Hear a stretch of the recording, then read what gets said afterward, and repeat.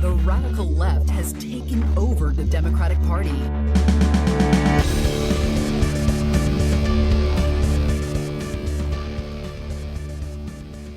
Hello and welcome to Think Progressively, covering politics and all the other chaos life has to offer. This is episode 87, recorded on Friday, May 5th from Milwaukee. Happy Cinco. Happy Cinco de Mayo. Well, belated Cinco de Mayo to your listeners, but to you, Jason, happy Cinco de Mayo. I'm Joe. And I'm Jason. And on today's episode, we'll be talking about the idiotic debate surrounding preferred pronouns. But first, the headlines. Up yours, woke moralists. We'll see who cancels who. First up, let's give an update on one of our stories from last week, the Supreme Court corruption story. So before we do any of this, before all this new stuff broke, did you see that the Senate Judiciary Committee actually wrote a letter demanding answers from Justice Roberts? I saw that he was not going to testify before the committee. Yeah, this is part of that. Okay. Where he refused to testify in front of the committee, and number two, he basically said that we've had ethics guidelines for years now, and it's been voted on unanimously, and no, nothing's been going wrong. We're all good. And then this more stuff happens. Yeah, it's all fine. Everything's fine. Clarence Thomas has been bought so many times he's got a barcode on his ass, but it's all right. So let's dive into it. Well, in Clarence Thomas news, because you can't talk about corruption in the Supreme Court without talking about Clarence Thomas, more has come out with his relationship with Harlan Crow. Turns out that not only has Harlan Crow been whining and dining and flying Clarence Thomas and boating around the world, cruising on his private jets, his yachts, in his resorts. What's the ship's version of flying? Cruising, I think. You're generally, cruising. when you're talking about a yacht, you're not sailing or boating, you would be cruising. Okay. It turns out Harlan Crow owns the house that Clarence Thomas's mother lives in. Jesus Christ. He bought her house and two other properties, like vacant lots, in the area that were owned by Clarence Thomas, another member of their family, and his brother. And the house is where his mother currently lives, and Harlan Crow also paid tens of thousands of dollars in improvements on the house, fence, yard work, things like that. His story is that he wants to turn it into a museum for Clarence Thomas. Yeah. Because they're such good friends, and he just loves Clarence Thomas so much and thinks he's the greatest Supreme Court justice ever. And of course, he had to use the fact that he's only the second black Supreme Court justice, so it's very important. Who uses race as a shield again? I thought that was supposed to be the Democrats do that. And that's why he purchased the home and other properties. He couldn't explain what he was going to do with those other properties, but then he said he was just improving a neighborhood that could really use the help. Oh, so gentrifying. So, yeah, just buying random properties from your friend who's a Supreme Court justice. Yeah. That's his plan to improve that community. Great. There is one issue. One? Well, with this story, that it's all above board. There's no problems. There's nothing to see here. Thomas was required by law to report the sale, which he did not. Oh, why did he do that? I'm not inside his mind, but I would say, for me personally, maybe to cover up the fact that he is getting all of this money and all of these favors and all of these gifts literally from Harlan gifts, Crow. Yeah. Well, the thing is, it's not illegal, right? There's nothing to say they can't do this. The very little thing that we have, which, as we said last week, is the post-Watergate law, is that these things have to be reported. There are disclosure forms that the Supreme Court justices have to fill out every year, which include things like profits from real estate sales and who purchased them. And it slipped Clarence Thomas's mind. But I guess according to John Roberts, everything's fine. It's fine. But you know what? At least that's the end of it. There's no more corruption. Oh, you haven't been on the internet beyond today, that, have you? There's nothing else. Oh, this just in. Oh my God. Harlan Crow also paid for 2 years of private school tuition for Thomas's nephew, his grandnephew. I don't know if that's a real thing, but it was a child that Thomas was basically raising as his son, was his legal guardian. Okay, well, that's not too bad. That's only maybe like a couple $100 or something like that, or maybe $1,000, $2,000. Well, one of the schools was it's only been 2 years, man. It can't be that expensive. That'd be crazy. That was about $100,000 in total. These are very exclusive private boarding schools, one of which is $6,000 a month. $6,000 a month? Yes, $6,000 a month.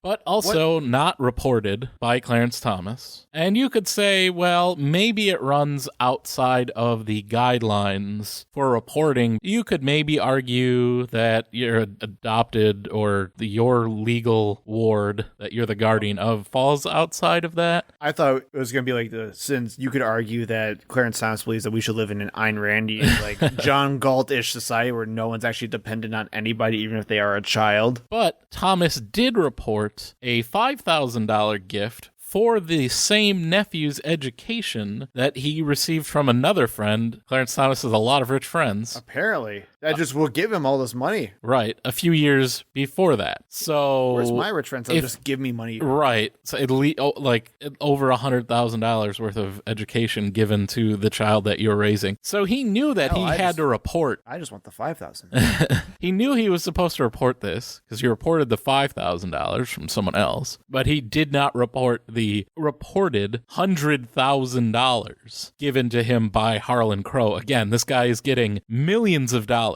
worth of gifts from the same person and is just not reporting any of it. And just because I had to throw in Lindsey Graham's reaction to all of this. What did Droopy Dog have to say? He said, and I quote, I can't do a Lindsey Graham. I won't subject myself to it, man. There's a very selective outrage here. Yeah, somebody watched the Chris Rock Netflix special, huh? This is not about making the court better. This is about destroying a conservative court, and it will not work. Yeah, that's okay, Lindsay. Yeah, that's what it's not about corruption in politics or in the government, draining the swamp that Republicans loved to say. We're just attacking Clarence Thomas because he's a conservative. And that's why we just happen to be finding all of this seemingly bribing going on by a billionaire. They're just such good friends. Even if Clarence Thomas was not a Supreme Court justice, they would still be the best of friends. But that's it, right? That's going to be the end of it. There's nothing else there. Actually, just in Ginny Thomas, Clarence Thomas's wife, was paid tens of thousands of dollars for consulting work by conservative judicial activist Leonard Lee in 2012. Great. And it's probably, again, around $100,000, perhaps a little bit more. This money was all funneled through, at that time, GOP pollster Kellyanne Conway and her company. Basically, what they did is Kellyanne Conway's company billed the nonprofit that Leonard Lee was working for at that point for consulting work, and then they took that money and gave it to Ginny Thomas. And specifically, Leonard Lee asked that Ginny's name be left out of any paperwork. The documents quote him as saying, "No mention of Ginny, of course." Oh, great. Yeah, that's not shady at all. And by looking at all of the payments that were to the same company, it totals around $100,000 in 2012. I mean, man, at this point, what needs to be done? Like, what do we need to do? Impeachment and... No, I'm talking, I mean, yes, obviously, but I'm talking like, what needs to be like happening at this point to actually have people to care about this? This is insane. Right. This is unacceptable. And if you remember, Leonard Lee, if that name sounds familiar, he is a Federalist Society member who is now in charge of a $1.6 billion PAC after being donated, I think it was a record setting, right? Yes, it's the most money ever left to a PAC. I believe it was a outdoor company. The owner of the outdoor company basically gave it to the GOP and they sold it, and it's $1.6 billion. So the guy it's very clear is not against paying influential people under the table to gain their favor, because that company that he was working for in 2012 also wrote a brief to the Supreme Court in 2012. So specifically to gain favor, now he's got $1.6 billion. What do you think? You think he's running it all completely by the books? Especially now it's like all untrackable. It's all dark money. It's all perfectly legal from the Supreme Court that he helped construct. The Federalist Society is basically the people that handpick all of these Supreme Court justices from the conservative side. And just in case you thought Clarence Thomas was the only compromise justice in the Supreme Court. There's more? We also have a few more stories left. We'll talk about Neil Gorsuch a little bit. What happened with Neil? Well, after having a property on the market for 2 years as a 40-acre property in Colorado, that Gorsuch was a 25% owner, I assume with friends or family or someone related to him that they would all own this property together. So it was on the market for 2 years. Then for some reason, 9 days after Neil Gorsuch was confirmed to the Supreme Court, that property was purchased, just conveniently by the head of one of the country's largest law firms. Oh, great. Greenberg Traurig. Ew. Now, again, as we said, all of these, the profit from real estate has to be reported, which Neil Gorsuch actually did report the profit from the sale. It was between $25,000 and $50,000, which means that his friend or whoever else owned the property with him also made probably around $100,000. But conveniently, Neil left the field for the purchaser on the disclosure form blank for some reason. Almost like he didn't want people to know. And since that time, the law firm Greenberg Traurig has been involved in at least 22 cases before or presented to the court, according to a Politico review of the court's docket. But now that's the corruption. Now there's no more corruption. Completely done. We're done. And no one from the liberal side of the court could ever be involved in corruption, right? Because this is just a witch hunt trying to find conservatives who have conflicts of interest or just outright being bought by billionaires. Jason, if you mention a liberal here, this is kind of our thing, man, all right? Like, what are you doing? Well, I'll say it involves both Neil Gorsuch and Sonia Sotomayor. It's all conservatives. Democrats are fine. And it involves Penguin Random House Publishing. Of course it does. Both Neil Gorsuch and Sonia Sotomayor have publishing contracts with the company. Gorsuch has made $655,000. Sonia Sotomayor has made $3.6 million. Must be a little bit more popular than Neil. She's been a Supreme Court justice for a little bit longer as well. And yes, they've both reported the income. So this is the first time where they actually... We're getting the low bar here. Filled out the paperwork properly. I think my biggest concern with this would be that neither one of them have recused themselves from cases that involved Penguin Random House. Sonia Sotomayor has heard 2 cases involving the company, and Neil Gorsuch has heard 1. That's insane, man. Just every time, the more we just dig into this, the worse it gets. And we said this last time. It doesn't matter if it's conservative or liberal. Yeah, the fact that we call them all out, man. Seemingly don't have any ethics standards when it comes to the Supreme Court is just insane. Well, and again, full circle now, that's what the whole Senate Judiciary Committee was trying to do and trying to accomplish with Justice Roberts. Right. It's only extremists like us that are literally calling for the impeachment of Clarence Thomas. That's not what Democrats in the House and Senate are trying to do. They just want standards. Right. They just want to make sure this doesn't happen again in the future. And Lindsey Graham is calling it a political witch hunt. It's insane, man. The whole thing's just messed up. So let's move on to Ohio. In America's former favorite swing state, now turned hardcore Republican state, there is an intense debate going on about abortion because that's what's happening all over the country. And one of the key parts that differentiates Ohio from, let's say, Wisconsin is the fact that you can actually do ballot initiatives throughout the state that actually mean something. So in Ohio, if you want to pass a ballot initiative, you need at least 50% of the vote to vote in favor of the initiative. Sounds good. It's a straight majority vote. Well, that's until Roe v. Wade got overturned, and now the Republicans are terrified that the people are actually going to want to vote in favor of restoring abortion rights in Ohio. So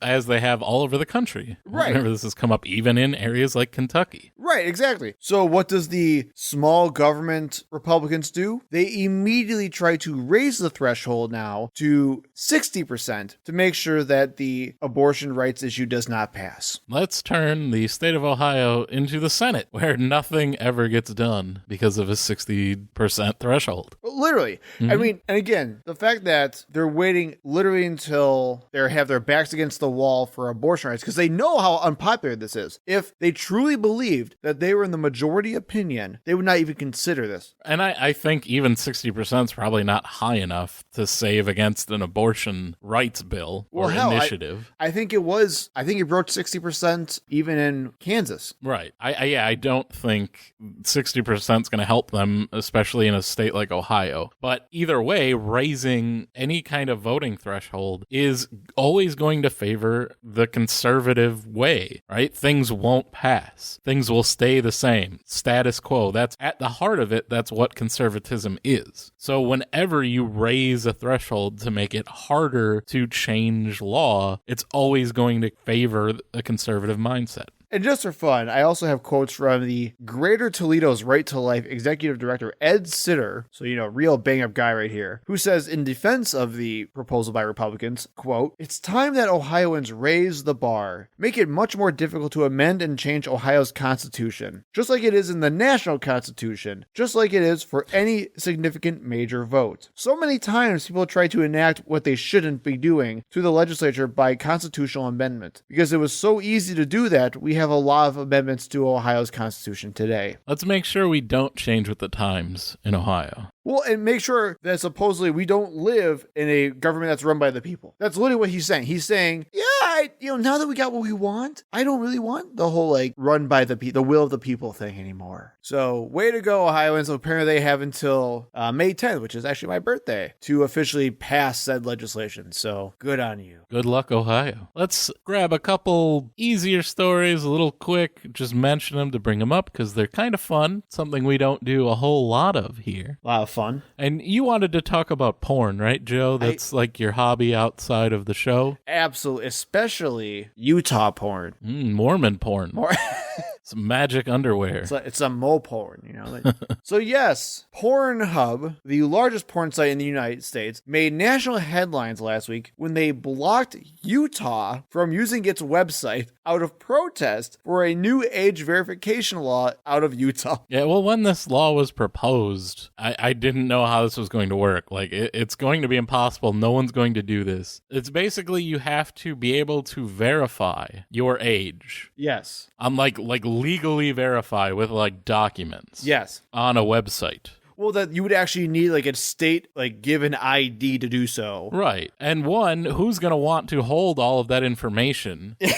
That is just a huge risk to be hacked because that's information that you can use to get all sorts of things, credit in someone's name, things like that. So who's going to want that liability? And then you have to be responsible for all this. That's obviously that's exactly what's going to happen is these sites are just going to block people that are coming from an IP that's within that state, which is much easier to do than building these age verification databases and trying to make sure that they work and that you don't get sued by somebody in the state because you failed to protect little Zebekiah from looking at boobies online. Well, can I just say the amazingness that it is just to have the idea of blue balling idiots for progress?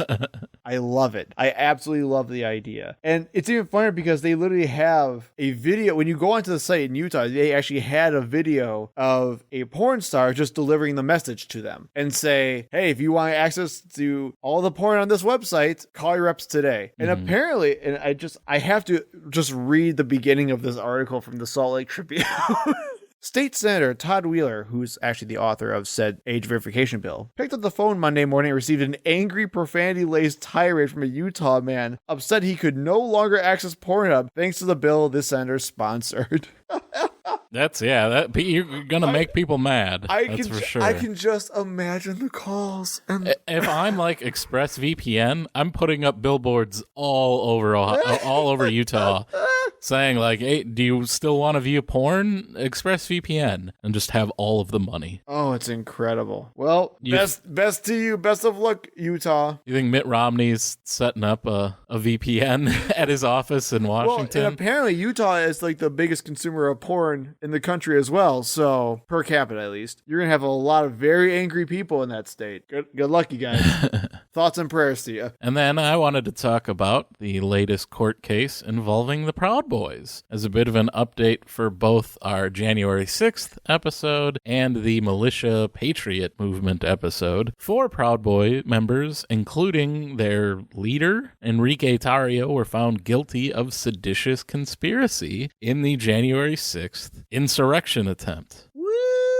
There was a 5th member that was not found guilty of seditious conspiracy, but they were also all found guilty on a number of other felony charges. Yeah, so and we were actually kind of talking about this before. I don't remember the guy's name, and I don't really care. Yeah, I'm not looking it up. You guys probably would actually know him from the videos. He's the guy that bashed the window in with a riot shield. Mm-hmm. That's who was not found guilty, at least. Well, here's the thing. Seditious conspiracy, right? It's a conspiracy to commit sedition, yes. Which it's funny. I saw somewhere, I'm not sure where I saw it. I'm not sure if it was on the Majority Report or if it was on like Internet Today, something like that, of every Fox News talking head saying, no one's been charged with treason, no one's been charged with sedition, like trying to say that January 6th is nothing, that it wasn't an insurrection because you can't call it that because who's been charged with sedition, who's been charged with treason, and it was like Tucker Carlson, Laura Ingraham, Gutfeld, all of the Fox guys just saying that over and over and over again. And then, of course, we have someone not only charged with, but found guilty. But that's the biggest question to me, right?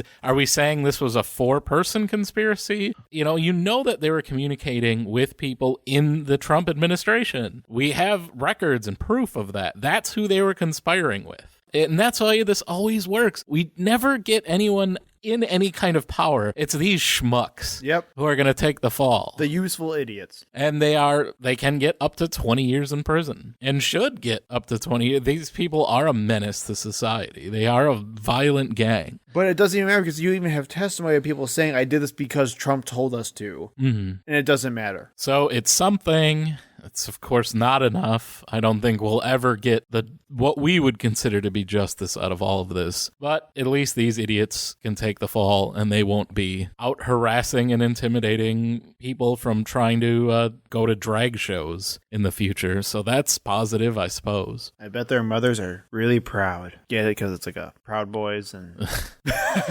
I always appreciate the dead silence on the other side of my jokes. It makes you feel... if you want to call that a joke. It makes me feel comforted and welcomed, I'm sure the audience is laughing. Good. I'm glad. Because they're not going to be laughing anymore, Jason. Because I have one final headline that's going to make them stand out of their seats and flip their tables over. Breaking news, Republicans suck. They are not, in fact, good.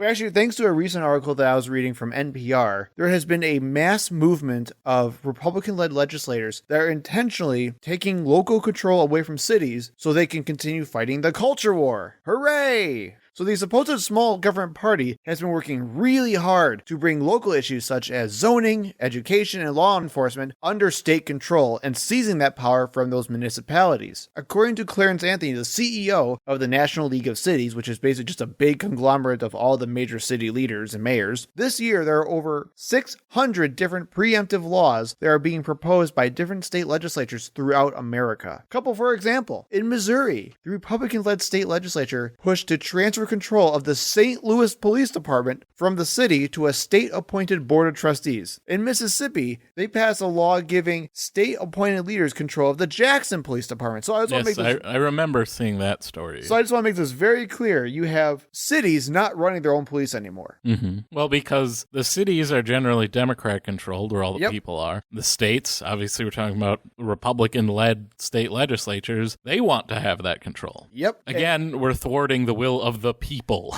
to govern themselves. Literally, again, it's the small government party that's doing this. So I don't want to hear a single conservative tell me about how the Democrats are the tyrants anymore, because absolutely not. Going even further, multiple state legislatures, including Ohio, Oklahoma, and, you guessed it, Wisconsin, passed bills banning local governments from setting energy initiatives and restricting gas products such as stoves, lawnmowers, and cars. They can't take our gas stoves I am not kidding you guys. I was in those committee hearings where they were literally saying that Wisconsin is not going to be California and they're not going to take my gas lawnmower away. So not only are we having Republican-led legislatures seizing control unethically from local municipalities. They're doing it off of nonsense BS conspiracy theories, because that's even what this whole thing was based on. Did we talk about this in the previous episode? The whole gas stoves bit? The gas stove, yeah, I think we mentioned it anyway. That one guy who was trying to gas himself out to spite the libs or something like that. It's all based on stupid anti-scientific conspiracy theories, and they're making legislation out of it to seize local control away from people to do so. Now I just want to go buy an electric lawnmower.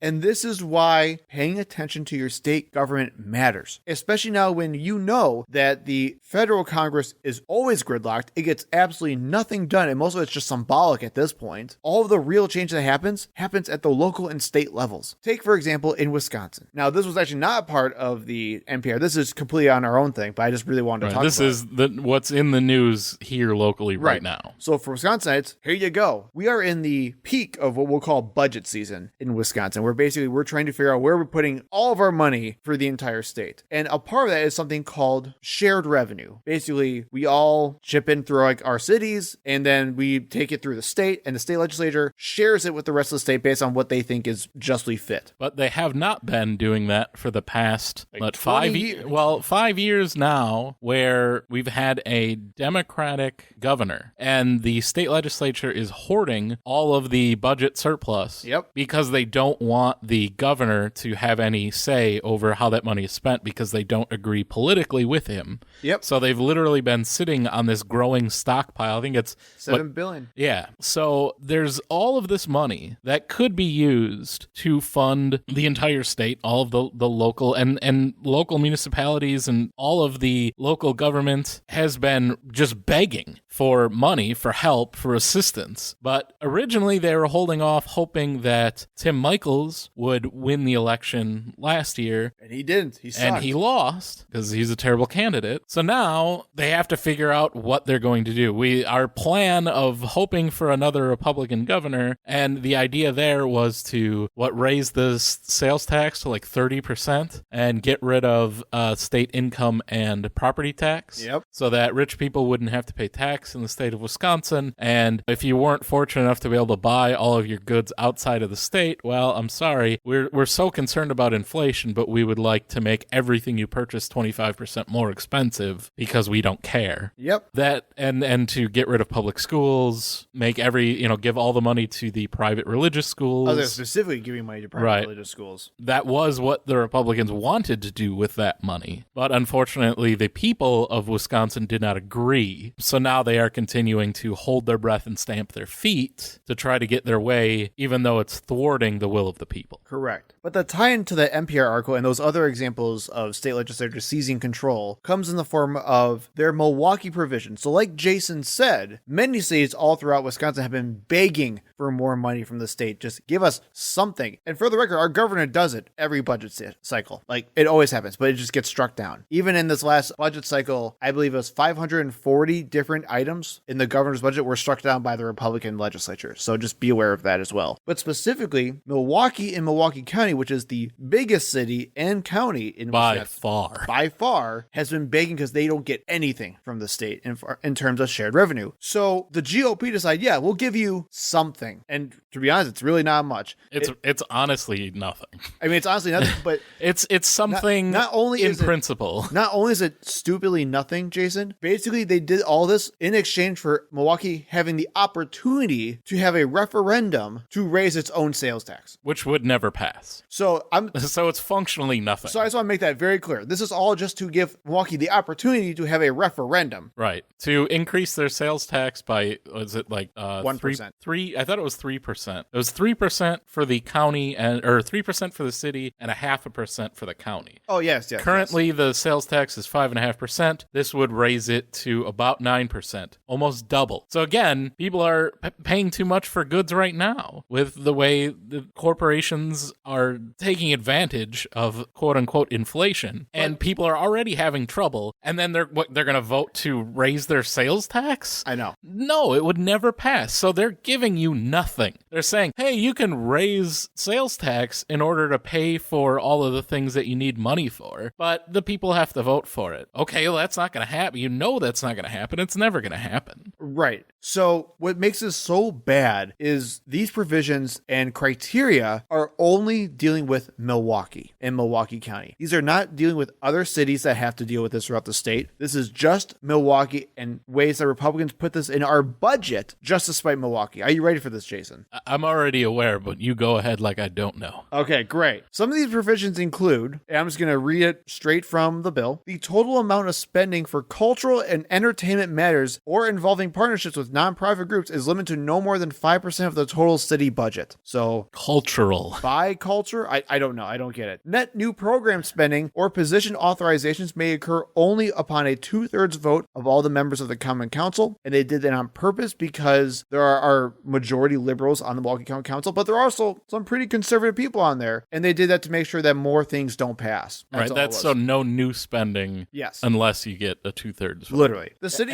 and again, why the state would be dictating this to the city of Milwaukee. Right. The city may not use monies raised by levying taxes for funding any position for which the principal duties consist of promoting individuals on the basis of their race, color, ancestry, national origin, or sexual orientation. Basically, that means you can't hire anybody to promote diversity, equity, or inclusion. Mm-hmm. That's exactly what that is. It's just a CRT nonsense provision. The city may not use monies raised by levying taxes for developing, operating, or maintaining a rail fixed guideway transportation system. Right, that's the streetcar because they hate our streetcar. The school board of the school district, as located in the supposed first-class city, because that's how they define Milwaukee, must ensure that 25 school resource officers are present at schools in the school district during school hours, and a reasonable number are present during other school-related activities. A reasonable number. Who defines that? So more cops in our schools. Yep, we need to make sure that these black kids are used to being arrested at an early age. And specifically with law enforcement, the city of Milwaukee and Milwaukee County must do 2 out of these next 4 things. Are you ready? Number 1, spend at least the same amount of money on law enforcement as the previous year. So I'd like to see when that's never happened. Well, but I thought the whole thing, history of Milwaukee. But I thought the whole thing was trying to save money at the end of the day. Right, but you can't cut police spending because that's what liberals want. No kidding. Number 2, maintain at least the number of law enforcement officers as the previous year. So you can't even downsize either. Number 3, and here's where it gets really crazy, issue at least the same amount of citations for traffic violations as the previous year.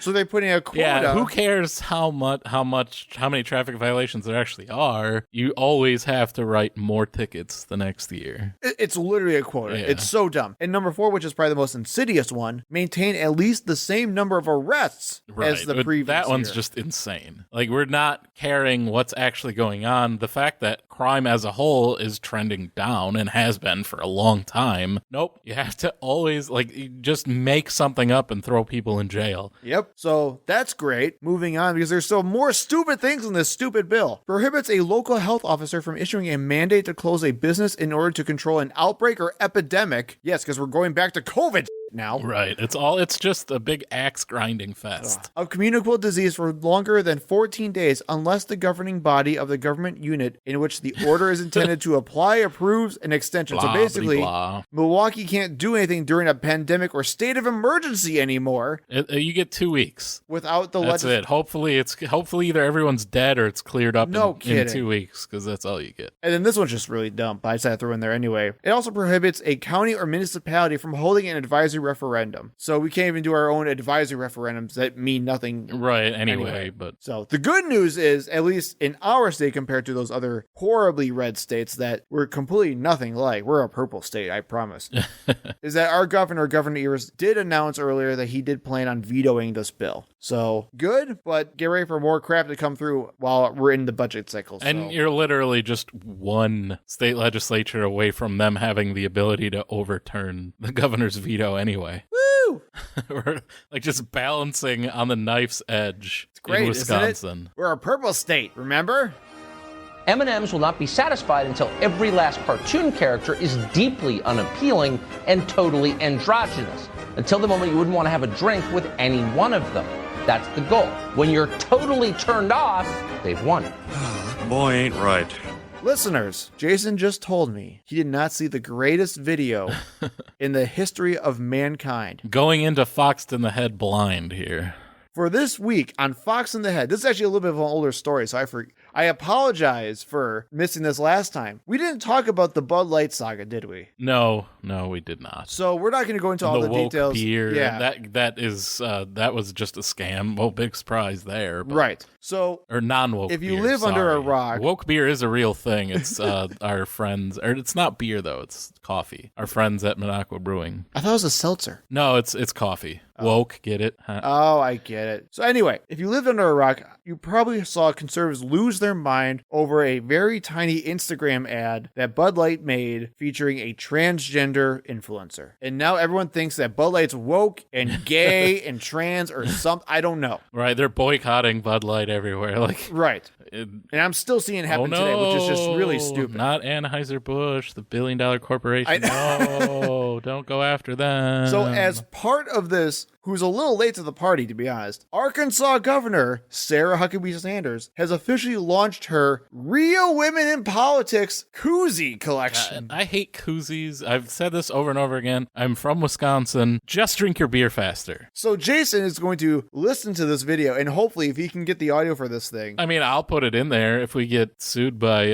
Sasquatch, that's not my problem, I guess. I don't have anything. So listen to this glorious audio, and then we'll also include the video in the show notes because it's even better to watch live. America presents Real Women of Politics. Real women of politics. Today we salute all the real woman leaders of this great country. Real women don't have to fake it. Real women.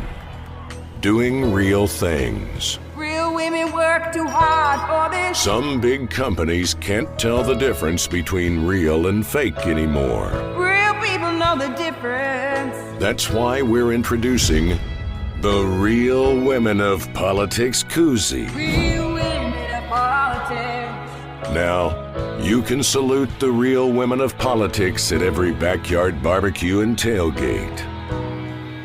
And if it covers up the label of a big woke company, well, that works too. Real women of politics.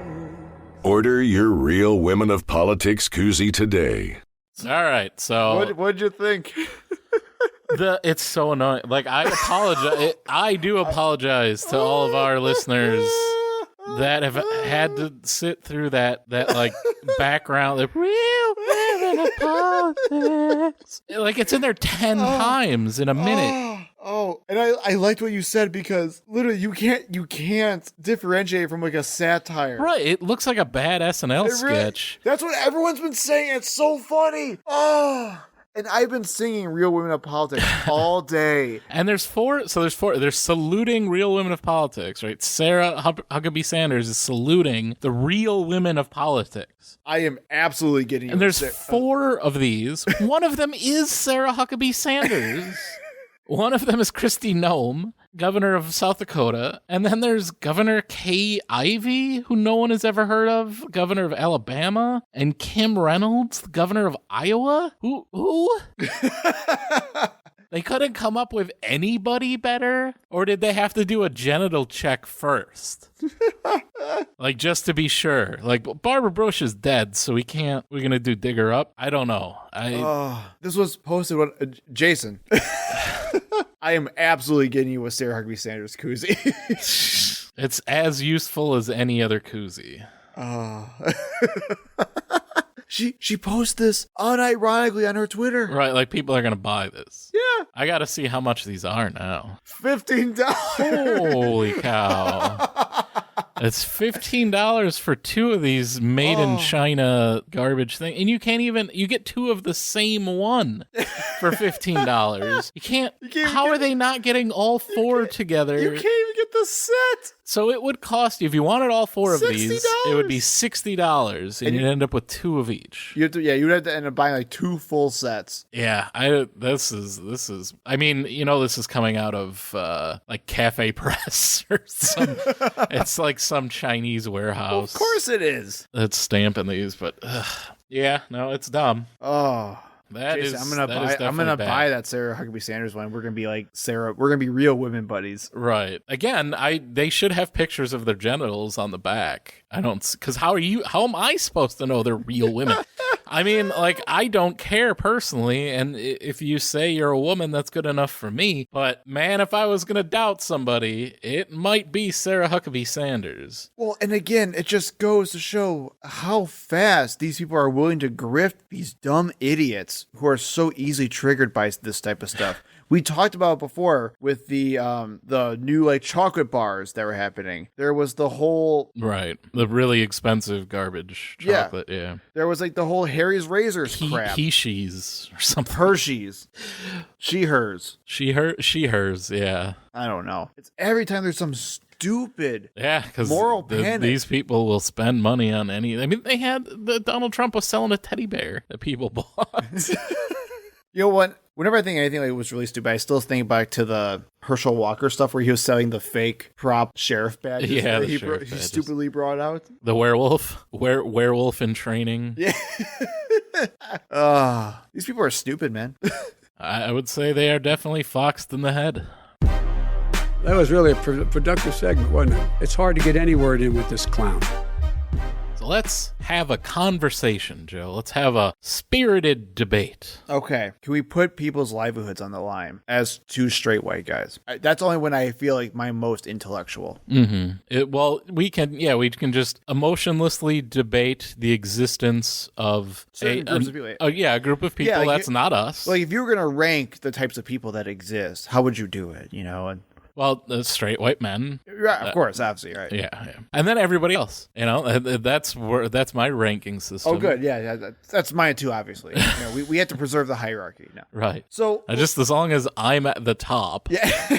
and everyone else is below me, that's fine. So long story short, this main segment is about pronouns and pronoun usage and mostly about people's hesitation or outright refusal to use preferred pronouns from the high esteemed intellectual crowd when they don't even know what the heck they're talking about to begin with. So, and this was kind of sparked as an idea from an acquaintance, I would say at this point, someone we haven't really talked to in a few years now, but someone posting on Facebook saying, I don't get what's up with all these people wanting to use different pronouns and different names. I think it's just silly. Why would they put themselves through it? It's just making their lives harder. Who cares if someone calls them by the wrong name or the wrong pronoun? Why is it so important? So I wasn't going to weigh into all that. I don't think he cares what my opinion is anyway. I did. And he was good for you.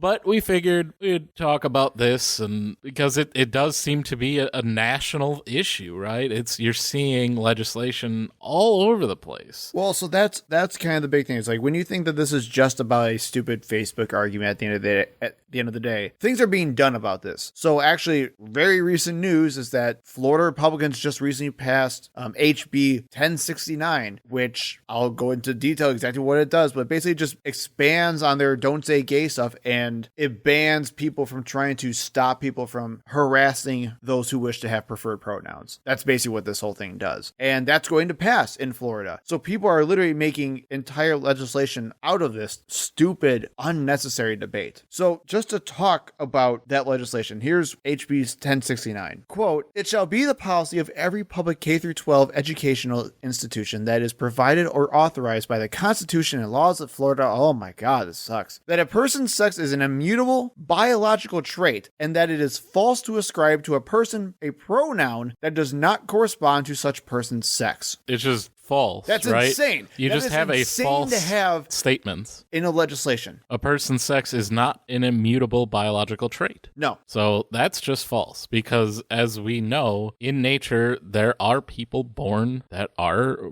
intersex. So literally, this is just a straight up anti-scientific stance, just now written into law. Right. It's just false. Provably scientifically false. It goes on, though, saying, "An employee, contractor, or student of a public K-12 educational institution may not be required as a condition of employment or enrollment or participation in any program to refer to another person using that person's preferred personal title or pronouns if such personal title or pronouns do not correspond to that person's sex." So based on this nonsense anti-scientific definition of sex, I guess, I don't even know what we want to call it, is you're having... And how do you know? How do you know a person's sex, Joe? I don't know their genetics. So I don't get where we're getting the criteria for how how you're determining anyone's sex to begin with. Because it's not immutable. It's all arbitrary. That's why we have this whole discussion about gender expression, for God's sakes, where we assume that men look the way they do based on how our society has taught men how to act and look. And same thing with women, right? There's whole songs about this whole thing where it's like, you have, what was it, the old 80s song, like, the dude looks like a lady, about how you're mistaking people for the wrong gender.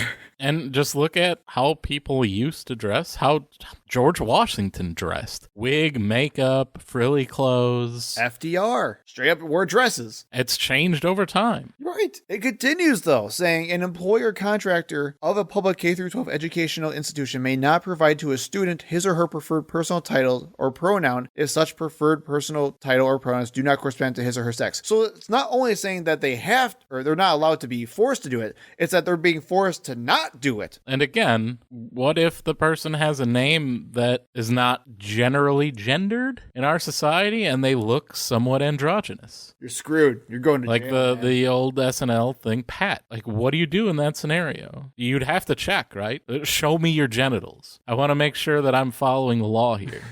But seriously, this entire moral panic surrounding pronouns has just gone off the deep end and is doing serious harm and real damage. Right. I mean, this is, again, just the way that teachers and other kids are going to be forced to bully their classmates. It's not just that no one's going to stop them from bullying them. They're going to be forced to do it, whether or not they want to. Right. And that's where I'm just losing my mind here, because, again, it's not an issue. It's so easy. And we'll get to that in a little bit, but it's so easy. When you are either first corrected or instructed what someone's preferred pronouns are, you just use those pronouns. It is not difficult by any means. I know trans people in my life, and I just easily use their preferred pronouns. Mm-hmm. I have non-binary people in my life, and I use their preferred pronouns. I've had someone in my family that changed their name. It wasn't like gender transition or anything like that, but literally just, I was given this name. I don't care for it. I prefer this name. And I was a little kid, when this happened or whatever. And that's when you said, screw you and your woke ideals. Right. And it was like, how did my parents ever tell me? How was I able to cope with it? I was just like, okay, hopefully I can remember that. And yeah, it takes a couple times before you do remember it, get used to it or whatever, but then it's just done and you never think about it again. But it was like, no, I refuse to call you by your new name. It's too confusing. I'm not going to give in to the woke mind virus. Like, what? You would just be a jerk, right? It wouldn't be like, oh, he's taking a principled stand for his beliefs. No, you'd be like, you're being a jerk. Well, and I think it's important to know, even throughout this entire pronoun debate, this is exactly how Jordan Peterson rose to fame. It was through this exact debate wherein he courageously stood up against Bill C-16. I will not be forced to use the pronoun that you prefer. Literally. And which I just want to also, by the way, if you guys don't know what Bill C-16 is, it's a Canadian law. Jordan Peterson is from Canada. And all it did was just add gender identity or expression to their anti-discrimination legislation. So you can't discriminate based on, race, gender, all that fun stuff. And they just added gender identity or expression to that. That was it. Your neo-Marxist legislation. So what I did, at least, Jason, was I tried hard to find good conservative arguments against preferred pronouns, like the usage of preferred pronouns. I looked up news articles, videos. I even watched an hour-long Jordan Peterson presentation on why he disagreed with Bill C-16. I did that for you, listeners. It was terrible. I did not find good reasoning. And I'm not just trying to say that as, oh, I'm biased. Oh, they just are all really dumb and stupid. No, they actually don't have any legitimate arguments for this at all. And also, by the way, now my search algorithm is just completely screwed and I'm just getting nothing but tons of ads for the Daily Wire's What is a Woman movie. You're being kind of disingenuous as a progressive right now. We all know when you have to use someone's preferred pronoun that doesn't correspond to what you believe their gender to be, a fairy bites your testicles. Oh, yeah. Of course. Yeah. I mean, so, there is a price to pay. So I found a couple of articles that I just wanted to quote here and read to you and to the audience. This is what they have to offer. So this is from the National Review. Conservatives shouldn't use transgender pronouns. And of course, this was in their woke culture section of their super serious publication. Mm-hmm. For grown-ups. Now, this was from 2019, so take it for what it is. Oh, you think their arguments have evolved But I was since just going to then. say, but I don't think the arguments have really evolved anyway, so I don't think it matters. So I'm going to link this article. Jason, this was like the biggest slog I've ever had to read in my entire life. What a sad attempt to sound like an intellectual article from the, like, I've never seen so much uses of, so to the blah, blah, blah, blah, blah, or yet so blah, blah, blah, blah, blah, and just furthermore. And I will read you some of these passages because they are, in conclusion. yeah, like, literally, if indubitably was a freaking news article. It was, Milady. oh my God. So it took me way too long to read this stupid thing because it wasn't even that long of an article, but because it was so poorly written, there was no point. I can basically sum it up as transgenderism is wrong, so we should not be nice to those who are trying to obscure our objective truth and reality. Oh, the Michael Knowles. We must Basically. fight them on the beaches. We must fight them in the bedrooms. Basically, the author literally goes over how, compared to being supportive of other marginalized groups, it is super easy to be inclusive to transgender people. I'm not kidding. He specifically makes the comparison. They're not asking to ride in the front of the bus. Jason, just hold on. He specifically makes the comparison to reparations and how there is no cost at all for being supported by using preferred pronouns. Mm-hmm. He also brought up how other conservatives and Christians are basically telling him that he's being a huge dick about this and that Jesus tells him to love other people. It's the first time he's ever been called a huge dick. So. So I want to make that very clear. In this guy's own article from the National Review, the first half of his article is him saying, well, everyone's telling me I'm being stupid about this, but let me tell you how they're all wrong. Here's his main reasons. Quote, yet ultimately to endorse such thinking is rank foolishness. Like nearly all the contentions that undergird transgender... I told you! Undergird transgender ideology. The arguments in favor of transgender pronouns defined here as the... The Webster Dictionary defined here as the incorrect application of he and she, as well as the absurd neologisms like z and zer, are in the end short-sighted. Though compelling on their own limited terms, they fail to take into account that further capitulation where language is concerned can only give aid and comfort to a movement whose success is inevitably attended by the sexualization of children, the sanctioning of brutality, and the dramatic curtailment of freedom of speech and thought. Wait, what? Hold on. If we call people he and I think it should be she, that is the sexualization of children, the sanctioning of brutality, and the dramatic curtailment of freedom of speech and thought. Yes. Mm-hmm. He goes on and... Did you ever look to see if he was convicted of child pornography?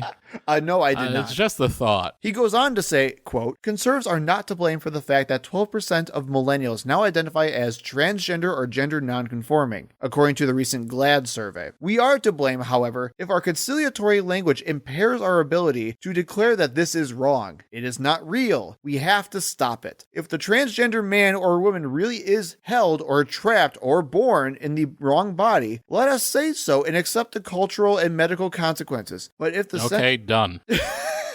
But if the central transgender assertion is a lie, if it derives from the same fantasy that says a man can float like a soap bubble... Who's saying that? I believe they are. I was just going to say, that... I was like, you're part of the religion that says a guy walks on water! Then God forgive us if we utter a word in its favor. And literally then brings up God after... Literally. Yeah.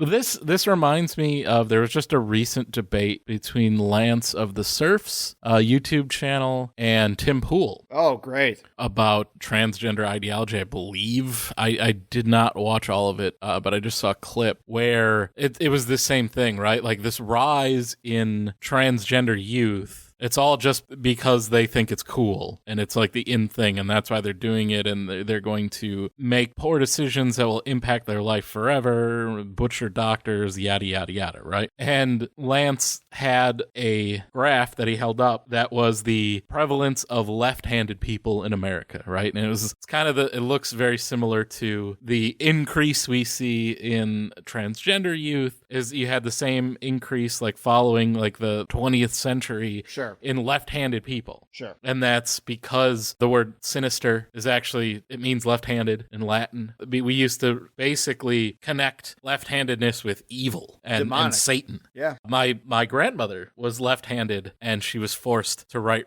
with her right hand. Her handwriting was absolutely garbage because of it. And we stopped doing that at some point. We stopped basically bullying children into not using what should be their dominant hand. And then all of a sudden, as that became more accepted in society, the numbers skyrocketed. Yep. They got to a certain point and plateaued. And that's what we will expect to see with people identifying as transgender. But this is the exact same logic they used with gay people, where they said being gay was a fad, being gay was cool. And they did the exact same thing where now it's like, oh, now that they're brainwashing our kids to be gay, kids are being gay at alarming rates. Right. Well, no, because it's the exact thing that's happening. Right. It's just they always were. You force them to not live their life that way. And the problem is that that's extremely dangerous mentally to people and leads to very high instances of suicide. So that was the intellectualist argument against pronouns. That's the best that you could find. So keep that in mind. I also have another article from I don't even know who it is. It's the College Fix or something like that. It's a conservative college newspaper thing where they recruit college conservatives from all around the country to, I don't know, snitch on their friends and teachers or something. It's all the lame people on college. Expose the Marxism that is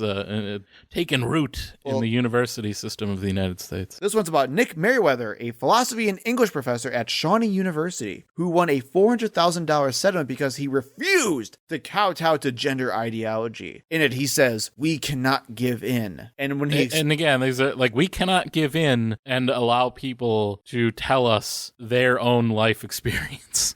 And we cannot allow it. They cannot say that they feel like they were born in the wrong body. And when asked what his justification was, he said, well, the scriptures were extremely helpful. Yeah. The Psalms, even the book of Revelation, teaches very, very clearly we must resist in a kind way, a humble way, a reasonable way. I'm 100% serious here. I would love for Nick Merriweather to show me what scriptures, what passages in the Bible he believes speak out against transgender ideology. Or show me. Or preferred pronouns, because the whole thing was about refusing pronouns, for God's sake. Right, but like, you show me where Jesus said that a man can't live as if he were a woman, or however it would be phrased. Right, exactly. Just show me. I would like to see that. He goes on to say, I was going to be punished, not for something that I was doing, but for something that I would not do, and that was to affirm the gender identity ideology. I would not affirm the ideology. It was really about compelling me to speak in a way that conflicted with my beliefs as a Christian and a philosopher. Well, heads up, man, you're going to be a really bad philosopher, I can tell you that for sure. We never punish people for not doing something. So, like paying their taxes.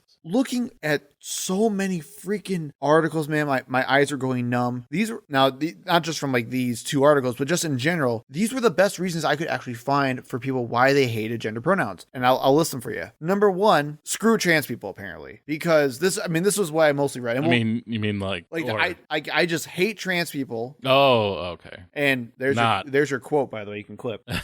It's them saying, because I hate trans people and I don't like trans people, and they're icky to me. Right. Trans people are icky. Mm-hmm. Right. Kind of like what, who was his name? I don't care. The douchebag professor guy. He hated transgender people. It was against his Christian beliefs. Therefore, he was not going to affirm. Jesus says they're icky. Sorry. Right. Sorry. So there's that. Or the second thing that I found was free speech. In Peterson's insane presentation about C16, he explained numerous times that he was legitimately terrified that writing false and nonsensical things into law will lead to him and others neo-Marxism. Being thrown in jail for hate speech, just merely for questioning the laws. Moving on, we have grammar, which makes me some of the angriest, because as a pedantic grammar Nazi myself, I get really angry when people misuse grammar. That it's difficult to accommodate people. Not true. And their fear of being controlled by the woke mob. Right. Yeah, that's what you hear a lot. That's what we hear from our negative reviewer. If you look up our reviews, the 1-star review that we have was it Shillelagh, Brian?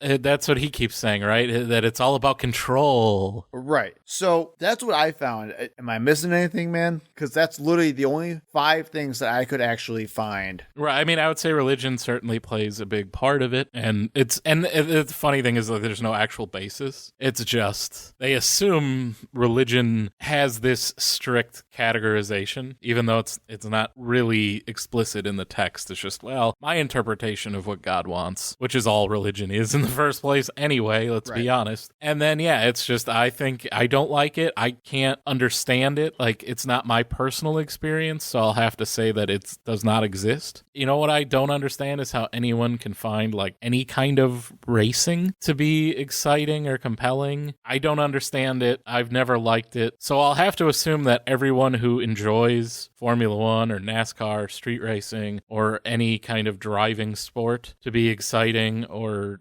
fun, I would say they're just lying. Because I don't like it, so there's no way they like it. So all those people that you see go to NASCAR races, they're lying. They may be lying to themselves. They may be lying to you. Or they're just being dishonest. They're just trying to control me. Oh, okay. The NASCAR mob. Right. Yeah. Well, that I can actually see being a thing. A bunch of angry people. So it's just that, like, it's not my lived experience, so then I think anyone that tells me that is just lying, because I can't possibly believe that people would have an experience different than my own. The control one is just, I think, a rationalization after the fact for people like Brian who don't have religion to fall back on and don't want to just say it makes them icky because they know that's not a good argument. Control is something that I think makes sense to them that they can say, because they don't want to just be like, yeah, well, I just don't care. Like, I don't care about those people. They're not important to me, so I don't want to do what they want me to do. Right. Well, and I will say, and we can kind of tie this into the free speech part. I think those two go hand in hand, right?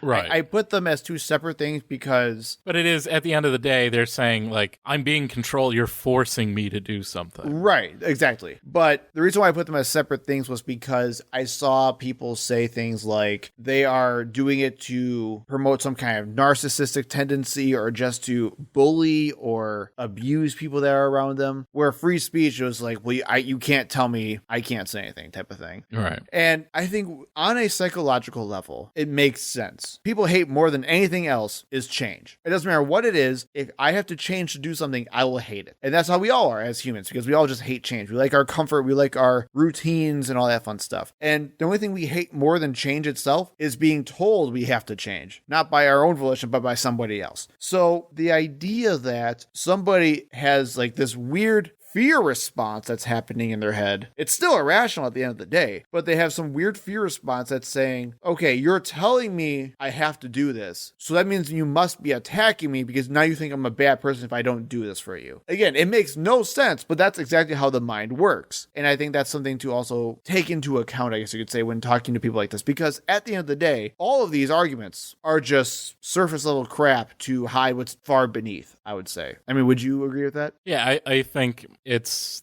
ultimately just not caring about the feelings and the well-being of people that you don't like. I mean, that's realistically, that's the difference. Well, I mean, let's take grammar, for example, well, it's just wrong. The grammar part is just wrong. Like, as someone who works with a lot of, I work in IT, there's a lot of contractors from India that work in IT at every company I've ever worked at. You're not familiar with Indian names. You just see someone's name. You have to message that person or write something in a ticket and refer to that person. You don't know what their gender is because you don't know Indian names. For me personally, you use they. That is a perfectly acceptable and grammatically correct thing. Correct. They said this. They said that. Well, and again, I just wanted to re-emphasize the singular they, because I had some one douchebag try to call me out, and I'm like, you ain't calling me out on this. The singular they has been used and accepted widely all over the world and basically in every single reputable publishing medium. So the MLA format, which you probably remember from high school, accepts the singular they. The APA accepts the singular they. Chicago style accepts the singular they.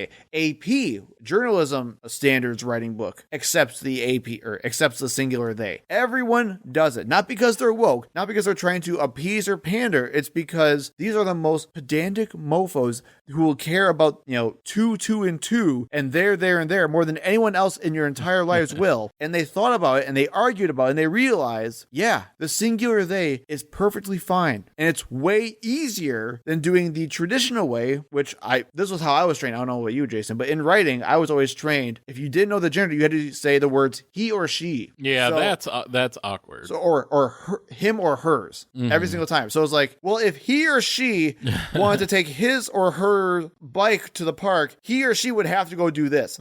I'm like, and I hated doing that because it was so stupid and redundant. And then we realized, oh yeah, we could just use the word they because it's way easier and more efficient. So don't let anybody try to use grammar as a way to getting out of using preferred pronouns because that's also wrong. All the professionals, and myself included, will tell you that's completely inaccurate. Don't let this podcast fool you. Joe is a professional at something. I am a nerd at something, man. But at the end of the day, grammar is not the real argument. And I think that's what it really boils down to. It was never about proper grammar. It was never about free speech. It was, I don't want to do the minimum work for people that I don't care about. Like you said, Jason. Mm-hmm. That's all it comes down to. You have to remember, when it comes to psychology or arguing or whatever it may be, in people's brains, people always come first before anything else. Facts don't matter. People do. And in this case, these people have decided that a particular group of people, trans people, do not matter to them, nor do they like them. So they will do whatever they can to rationalize that belief. But to end on a more positive note, because I don't want to say these people are bad and they're like, there's no way of coming back from, they're just horrible people. I wanted to say what you could actually do if you didn't know, because I don't want you to think because maybe you had some thoughts about pronouns and you're like, I don't know. I saw a guy over there and he looks like a guy, but he's asking me to say she, her. So do I have to say she, her? And what if I forget? I don't know. I don't want to look like an idiot. Right, you get a lot of that. So, well, I don't want to say the wrong one. Take it from two straight white guys of what you should do in that situation. We will tell you the real. Just like with anything else in the world, you probably felt this yourselves. If someone wronged you for something that didn't really matter, or that's like a minimal part of your life, did it help you if they overreacted like crazy to try to apologize to you? Probably not. And it's the same thing with any type of racial issue or preferred pronouns issue. I have been corrected multiple times on someone's preferred pronouns. And while sometimes I was embarrassed, like, oh crap, I'm so sorry, I forgot. Mm-hmm. And we've gotten it wrong on this show a lot of times. Oh yeah. Referring to people and we either don't realize or we do, but we forgot or whatever. It happens. I think your intentions matter, right? Like if you're trying to be hurtful and obstinate and you know that what you're doing is not what they want and you're doing it anyway, yeah, they're going to be upset. I don't know if you remember, do you know who Jim Rome is at all? It was a sports commentator, was big probably 10, 20 years ago nationally, but probably the most famous thing that ever happened with him is back in, I think, the 90s. He got into a fight with then Los Angeles Rams. I think they're back in Los Angeles now. Quarterback Jim Everett. Okay. And he kept calling Jim Chris because there was a tennis star at that time, a female tennis star, Chris Everett. Okay. So he thought he was being funny. I'll keep calling him Chris. And to his face on an interview. And obviously this made Jim Everett angry and told him to stop doing it, still kept doing it. Eventually flipped the table over on top of him and started punching him in the face. And it's not that it could happen, right? You're in the news, you're on sports, Chris Everett's she was a big star at the time in tennis. You see a guy, you think Everett, you blank. Chris is, can be used in both. You might say it, right? Would he punch somebody in the face for doing that accidentally? No. Why did he get angry about it? Why was it so upsetting? Because it was done repeatedly and maliciously. Yeah. And that's what we're talking about here. Well, I think back to Jordan Peterson, where he was losing his mind, where he thought, and this is what a lot of people parrot today, who try to make the free speech. Right, like they were going to throw him in the gulag. They're going to throw you in jail for just accidentally misgendering someone. Yeah. There was even a couple of people who shared the story of like a guy who was at a Pokemon card tournament who misgendered a judge. Was it the quartering? No. Who you just found out is from Wisconsin. God damn it. Oh, come on. This state sucks. Because I believe he was banned from Magic tournaments for harassing women. So no, this is not who I was talking about. Although I can totally see that. This kid was in some competitive Pokemon card tournament, and he supposedly, according to his style of story, so take that with a grain of salt, he was asked for his preferred pronouns by a judge. He snickered while he did it. The judge basically told him, okay, we did have to be a dick about it, and left. And then he got banned from the tournament for basically harassing a trans player. A trans player. Yeah. And he was super apologetic, saying, I didn't do anything. I didn't do anything with any malicious intent. I said I was sorry, and it doesn't matter. Consequences are consequences. He's a straight white guy, and no one cares about him anymore, right? No, that doesn't happen. It really doesn't. There's a weird fear that if you get corrected, you're going to get canceled and harassed, and this mob's going to come after you. No, if you actually have good intentions and say, oh, I'm so sorry. I didn't mean to do that. Yes, her. That's fine. Right. And so we gave a lot of reasons why conservatives or whoever don't want to and won't use proper pronouns. Why do you feel it's important to use someone's preferred pronoun? Well, I mean, for me at least, I used nicknames my entire life. My actual name is Joseph. I do not want to be called Joseph. When I was a kid, I was called Joey. And then as I grew, I preferred to be called Joe. And it was very hard for a lot of my friends and family to transition from calling me Joey to Joe. Mm-hmm. There comes a point. Tommy becomes Tom, that sort of thing. Right. Yeah. And there were plenty of times where people asked if it was okay if they could just call me Joey. And I didn't really care. That's fine. But I asked, well, if you could, I'd like to be called Joe. And my good friends learned to call me Joe. And now the vast majority of people still call me Joe today, even though they had to go over a very hard habit from calling me Joey. At the end of the day, it's my identity. I want to be called a certain way. I want to express myself in a certain way. And when someone tries to take that away from me, I get pissed. Mm-hmm. I mean, it's as simple as that. I'll make it even simpler for you. I don't have that same experience. Jason doesn't really have those same nicknames that go along with it. I've never really had anyone, like I said, I've had one name change growing up, but nothing else beyond that. I don't have anyone in my life that is transitioned or anything that I've had to get used to. I just do it because that's what people want, and I don't want to be mean to people for no reason. Yeah. I would like to, like, when someone tells me their name, I refer to them by that name. Yep. And I don't make up my own because you don't look like a Bill, you look like a John. Like, that's weird anyway. Exactly. I was literally going to make that exact same point. And, that's because I don't want to be mean and abusive towards people. That's just it. I would prefer that people are not mean and abusive towards me, and I don't want to be that way to them. And why would I go out of my way to make someone upset or angry or hurt them in any way unnecessarily? It's very simple. It's the easiest I can get.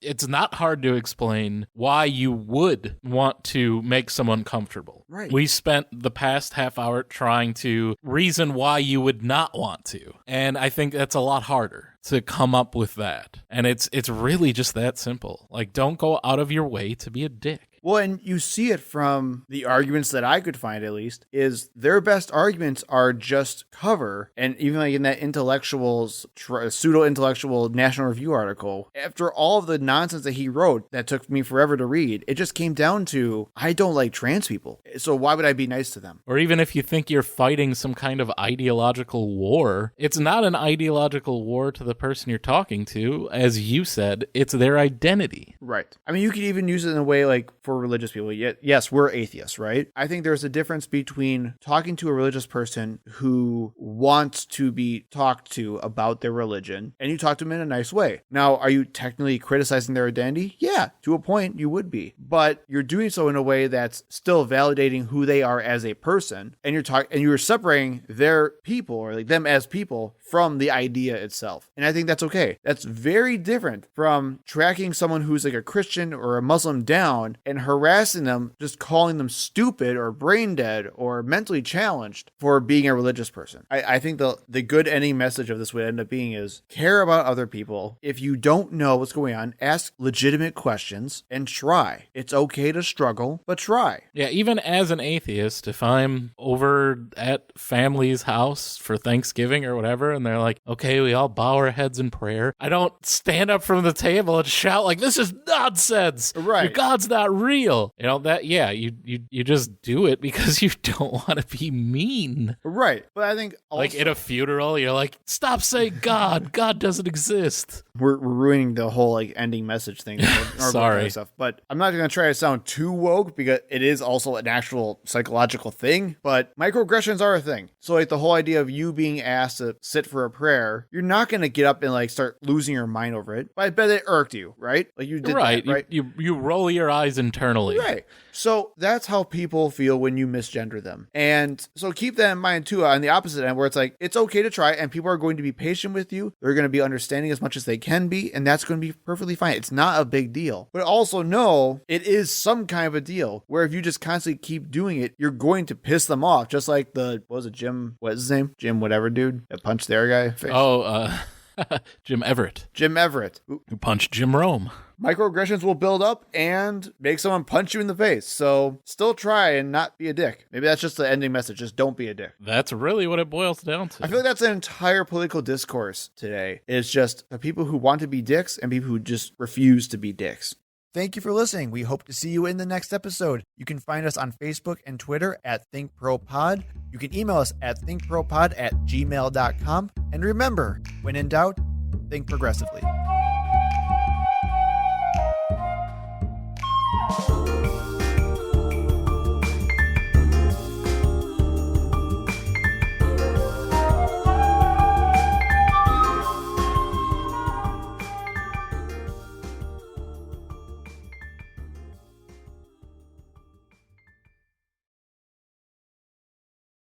Viewers. We don't have viewers. Viewer. We the one. Are we doing a video? Listeners. Podcast? We're listeners. That's what I'm like, oh, what are we doing right now? Real women of politics.